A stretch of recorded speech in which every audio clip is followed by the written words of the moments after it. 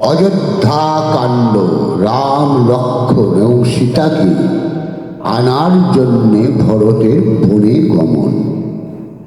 প্রভাতে ভরত গিয়া মুনিকে জিজ্ঞাসে, ছিলাম পরম সুখে তোমার নিবাসে।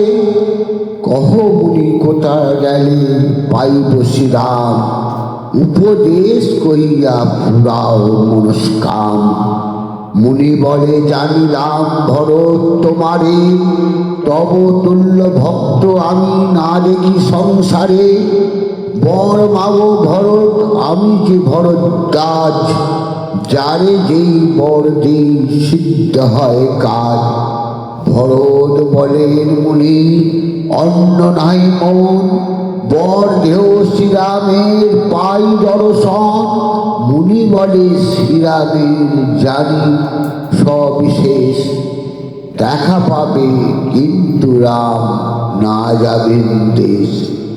চিত্রকূট পর্বতে আছেন রঘুবীর, তথা গেলে দেখা হবে এই যেন স্থির। অন্য অন্য মুনিগণ দিল তারে সায়, ভরতের সৈন্যগণ চিত্রকূটে যায়। দলটি হইল ধুলায় অন্ধকার, হইল ভরত সৈন্য যমুনার পার। রামের সন্ধান পেয়ে প্রফুল্ল কটক, বায়ু বেগে চলে সবে না মানে আটক।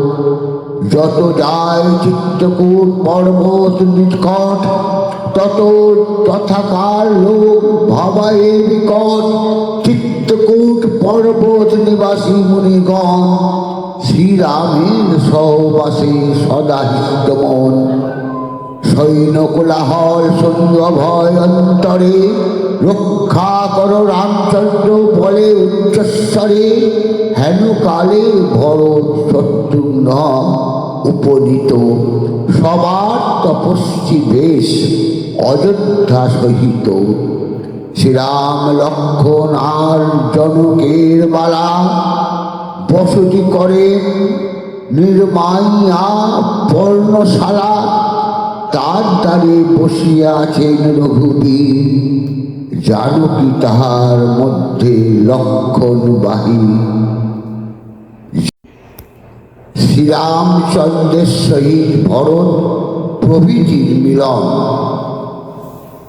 হেন কালে ভরত শত্রুঘ্ন দিন বেশে, শ্রীরামের আশ্রমেতে যাইয়া প্রবেশে।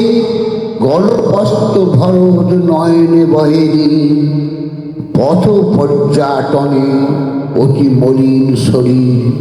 পড়িলেন শ্রীরামের চরণ কমলে, আনন্দে শ্রীরাম তারে লইলেন কোলে। পরস্পর সম্ভাষা করেন সর্বজন, যথাযোগ্য আলিঙ্গন পদাদি বদন বন্ধন। ভরত কহেন ধরি রামের চরণ, কার বাক্যে রাজা ছাড়ি মনে আগমন। বামা জাতি স্বভাবত অপবুদ্ধি ধরে, তার বাক্যে কি কোথা গিয়াছে যে শান্তরে।